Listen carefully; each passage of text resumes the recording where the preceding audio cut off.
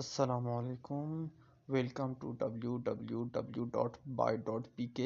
Today I will give you a review about one of famous pocket folding knife Browning model number F66।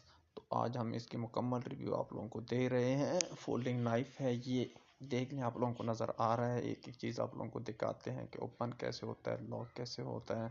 तो ये open होने का तरीका जो quick open करते हैं, तो क्विक ओपन करने के लिए इस तरह से प्रेस करके आप उसको कर सकते हैं। ये इसका मॉडल नंबर और ये सारा कुछ लिखा हुआ है। जो लॉक लग जाता है बंद करने ओपन करने के बाद, वो ये आप लोगों को दिखा दी। ये ओपन किया, दोबारा दिखा रहे हैं।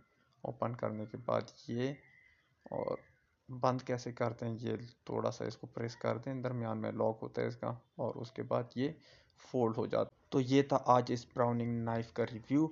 ऑर्डर देने के लिए इसका लिंक डिस्क्रिप्शन में अवेलेबल है। And also don't forget subscribe the channel, like and share the channel with your friend.